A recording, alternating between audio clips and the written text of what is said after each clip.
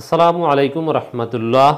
31 জানুয়ারি 24 নতুনভাবে রাজনীতি কোন দিকে যাচ্ছে অনেক কিছুই বোঝা যাচ্ছে। মহামান্য রাষ্ট্রপতির এই কেমন ইঙ্গিত? দর্শক, গণপ্রজাতন্ত্রী বাংলাদেশের রাষ্ট্রপ্রধান মহামান্য রাষ্ট্রপতি জাতীয় সংসদের এই দ্বাদশ জাতীয় সংসদের প্রথম অধিবেশনের প্রথম দিন রীতি অনুযায়ী বক্তব্য দিয়েছেন। তার বক্তব্য দেওয়ার একদিন পরে আমি তার বক্তব্যটা বিশ্লেষণ করব। তার বক্তব্যের দিকে জাতি তাকিয়েছিল, কারণ তিনি কিন্তু রাষ্ট্রপতি নির্বাচিত হওয়ার পর আওয়ামী লীগের বা কোনো দলের নয়, তিনি মহামান্য, তিনি সবার, বিএনপি, জামাত থেকে শুরু করে দেশের সমস্ত নাগরিকের রাষ্ট্রপতি। মহামান্য রাষ্ট্রপতি হিসাবে জনগণ তার কাছ থেকে এক্সপেক্ট করেছিল যে তিনি একটা ইনক্লুসিভ পলিটিক্সের কথা বলবেন, রাজনৈতিক সহাবস্থানের কথা বলবেন, সবাই মিলে দেশকে এগিয়ে নিয়ে যাওয়ার কথা বলবেন। এই যে রাজনৈতিক বিভেদ, হানাহানি, এগুলো সব ভুলে গিয়ে একটা সুন্দর সমাজ, সুন্দর রাজনৈতিক কাঠামো, এগুলোর জন্য তিনি আহ্বান জানাবেন, এগুলোর জন্য কাজ করার জন্য তিনি তার দৃঢ় প্রত্যয় ব্যক্ত করবেন। একজন সর্বজন শ্রদ্ধেয় রাষ্ট্রপতি হিসাবে জনগণের প্রত্যাশা ছিল সেটা, কিন্তু তিনি মহান সংসদে যে ভাষণ দিলেন সেখানে জনগণের আশা আকাঙ্ক্ষার সেই প্রতিফলন হয়নি। আমার কাছে মনে হয়েছে আওয়ামী লীগ রাজনীতিতে যে বয়ান উপস্থাপন করেছে বা ক্রিয়েট করেছে, প্রতিপক্ষদের যে বার্তা দিতে চাচ্ছে মহামান্য রাষ্ট্রপতির কণ্ঠ থেকে, সেটারই প্রতিধ্বনি হলো। আলাদা জনগণের প্রত্যাশা অনুযায়ী তেমন ব্যতিক্রমী কোনো কথা, অভিভাবক সুলভ কোনো কথা মহামান্য রাষ্ট্রপতি তার ভাষণে বলতে পারেননি, যদিও লিখিত বক্তব্য। আন্দোলনের নামে অরাজকতার বিষয়ে সতর্ক থাকতে বললেন রাষ্ট্রপতি।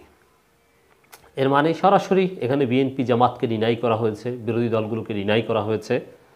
মানে আন্দোলনের নামে অরাজকতার বিষয়ে সতর্ক থাকতে বললেন, এটা যদি এভাবে বলতো, হ্যাঁ আন্দোলনের নামে অরাজকতা হয়, কিন্তু সেই অরাজকতা তো আওয়ামী লীগও করে, বিএনপির ভাষা অনুযায়ী আওয়ামী লীগই করে।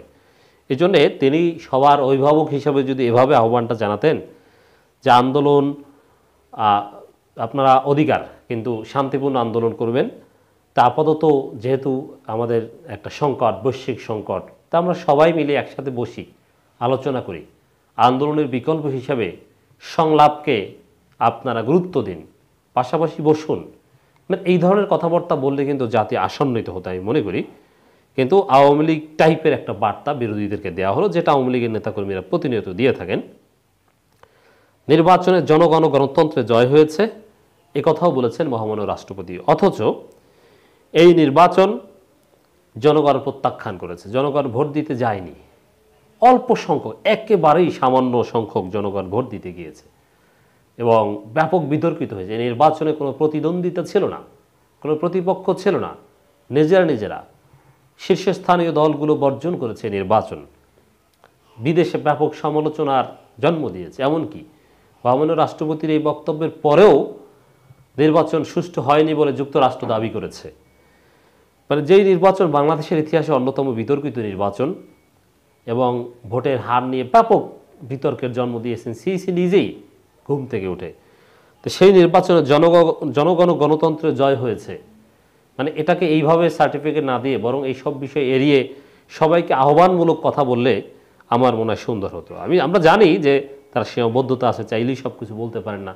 তারপরেও তিনি তো সবার অভিভাবক আমাদের, তার কাছ থেকে আমরা আরও ভালো কিছু প্রত্যাশা করেছিলাম। রাজনৈতিক দলগুলোকে সহিংসতা পরিহার করে কর্মসূচির আহ্বান রাষ্ট্রপতি, এটা সুন্দর আহ্বান রাজনৈতিক দলগুলোকে। এর মানে আওয়ামী লীগ সহিংসতা ঘটালে তাদেরকেও এই আহ্বানের মধ্যে রাখা হয়েছে, কিন্তু আপাতত আমরা তো বুঝি সহিংসতাকারী হিসাবে কাদেরকে বোঝানো হয়। আমরা যথাযথ শ্রদ্ধার সাথেই তার বক্তব্য বিশ্লেষণ করছি। দেশের রাজনৈতিক দলসমূহকে সহিংসতা ও নৈরাজ্যের পথ পরিহার করে সাংবিধানিক অধিকার প্রতিষ্ঠা এবং জনগণ ও গণতন্ত্রের কল্যাণে অহিংস পন্থায় গঠনমূলক কর্মসূচি পালন করার আহ্বান জানিয়েছেন রাষ্ট্রপতি মোহাম্মদ শাহাবুদ্দিন। এই আহ্বানের সাথে আমরা একমত। এর সাথে সাথে সংলাপের বিষয়টা, ইনক্লুসিভ পলিটিক্সের বিষয়টা, সবাইকে সুষ্ঠু নির্বাচন চাই, সবাই যাতে আসে সেরকম ব্যবস্থা করা, নির্বাচনকে আরও বেশি অংশগ্রহণমূলক হোক, এরকম বললে কি ভালো হতো না? অবশ্যই ভালো। এক্ষেত্রে তিনি সরকারকেও সংযত আচরণ করার উপদেশ দিয়ে বলেন, আমরা এই উপদেশকে স্বাগত জানাই। উন্নয়নের এই চলমান গতিধারা অব্যাহত রাখতে রাজনৈতিক স্থিতিশীলতা বজায় রাখতে হবে। দ্বাদশ জাতীয় সংসদের প্রথম অধিবেশন দানকালে তিনি এই কথা বলেন, ভাষণ দানকালে। এই কথাটা ঠিক আছে, সরকারকে সংযত হতে হবে। সরকার যেন সংযত হয় মহামান্য রাষ্ট্রপতির উপদেশ অনুযায়ী, আমরা সেই প্রত্যাশা করব। কারণ মহামান্য রাষ্ট্রপতির বক্তব্যের যে দিকটা ভালো, উই মাস্ট অ্যাপ্রিসিয়েট। যে দিকটা জনগণের প্রত্যাশা পূরণ হয়নি, সেটা আমরা তুলে ধরতে চাই। পরবর্তীতে কোথাও কোনো বক্তব্য দেওয়ার সুযোগ পেলে আশা করি মহামান্য রাষ্ট্রপতি এগুলো বিবেচনা করবেন। মোট কথা হচ্ছে, মহামান্য রাষ্ট্রপতি হিসেবে তিনি ইনক্লুসিভ পলিটিক্সের জন্য কাজ করবেন এবং একটা সমঝোতা, পলিটিক্যাল সেটেলমেন্ট, জাতীয় কনসেনসাস, এই বিষয়টা জোর দেওয়াটা জরুরি। তাহলে সবাই মিলে একটা ঐক্যবদ্ধ জাতি গঠন করা সম্ভব। তিনি বলেন, উন্নয়ন স্থায়ী ও টেকসই করতে হলে গণতন্ত্রকে প্রাতিষ্ঠানিকভাবে মজবুত, তৃণমূল পর্যায়ে গণতন্ত্রের চর্চা ছড়িয়ে দিতে হবে। Absolutely right. এজন্য নির্বাচন ব্যবস্থা সম্পর্কে একটা স্থায়ী ঐক্যমত আসা দরকার। অথচ স্বাধীনতার 54 বছরেও নির্বাচন ব্যবস্থা সম্পর্কে রাজনৈতিক দলগুলো ঐক্যমতে পৌঁছতে পারেনি। অথচ অন্যান্য দেশ ও জাতিতে বেশিরভাগ জায়গায় নির্বাচনকালীন সরকার ব্যবস্থা নিয়ে বিতর্ক নেই। পৃথিবীর খুব কম জায়গায় এই বিতর্ক। পাকিস্তানেও বিতর্ক নেই, সেখানে তত্ত্বাবধায়ক সরকার প্রতিষ্ঠিত। ভারতে বিতর্ক নেই, নির্বাচন কমিশনের উপর আস্থা আছে সবার। রাষ্ট্রপতি আরও বলেন, নির্বাচন বর্জনকারী দলসমূহ সম্পূর্ণ স্বাধীনভাবে তাদের রাজনৈতিক কর্মসূচি পালন করছে। আমি আশা করি ভবিষ্যতে দেশের রাজনৈতিক দলসমূহে সহিংসতা ও নৈরাজ্যের পথ পরিহার করে গণতন্ত্রের কল্যাণে অহিংস পন্থায় গঠনমূলক কর্মসূচি পালন করবে। তো এই বক্তব্যের মাধ্যমে কিছুটা হলো, তিনি নাম বলেননি কিন্তু বিএনপি জামাতের দিকে ইঙ্গিত আছে বলে আমার মনে হয়, যেহেতু তারাই নির্বাচন বর্জন করে আন্দোলন করছে। রাষ্ট্রপতি বলেন, কেউ যাতে আন্দোলনের নামে অরাজকতা সৃষ্টি করে মানুষের জানমাল ও জীবিকার ক্ষতি সাধন করতে না পারে, সেদিকে সবাইকে সতর্ক থাকতে হবে।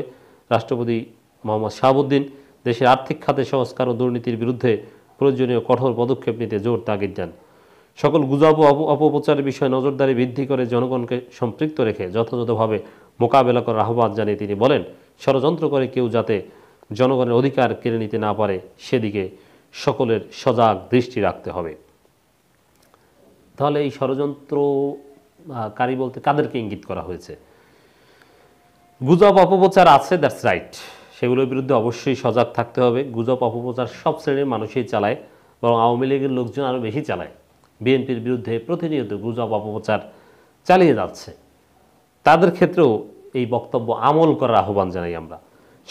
স্বচ্ছতা, জবাবদিহিতা, পরমত সহিষ্ণুতা, মানবাধিকার, আইনের শাসন সুসংহতকরণ এবং জাতির অগ্রযাত্রার স্বপ্ন আকাঙ্ক্ষার সফল বাস্তবায়নে সরকারি দলের পাশাপাশি বিরোধী দলকে গঠনমূলক ভূমিকা পালন করার আহ্বান জানান। এখন চমৎকার আহ্বান, কিন্তু বিষয় হচ্ছে যে এখানে তো বিরোধী দল নেই। বিরোধী দল কে? আমরা তো কোনো বিরোধী দল দেখি না। সবাই তো নিজেরা সমঝোতা করে আওয়ামী লীগ সমর্থিত, শেখ হাসিনা সমর্থিত প্রার্থী হিসাবে নিজেকে প্রচার করে যে এমপি হয়, তিনি কিভাবে বিরোধী দল হবেন? কিছুতেই সম্ভব নয়। যাই হোক দর্শক, নানান কথাবার্তা বলেছেন। থিওরিটিক্যালি কথাগুলো চমৎকার, স্বাগত জানাই। কারণ লিখিত বক্তব্যে তো ভালো কথা বলবেন, এটা স্বাভাবিক। কিন্তু তারপরও বলবো, জনগণের প্রত্যাশা পূরণ হয়নি। বিএনপি, জামাত বা বিরোধী দল নাম উল্লেখ করার দরকার ছিল না। সবাইকে নিয়ে নির্বাচন চাই আমরা, ভবিষ্যতে উদ্যোগ নেওয়া হবে, সবাইকে নিয়ে একটা ঐক্যবদ্ধ রাজনৈতিক ইনক্লুসিভ পলিটিক্সের চেষ্টা করা হবে, এরকম আশার বাণী শোনালে আমরা আশান্বিত হতাম। যাই হোক, রাজনীতি যেভাবে চলছে সেভাবে চলবে বলেই মহামান্য রাষ্ট্রপতির এই বক্তব্য থেকে আমরা ধারণা করছি।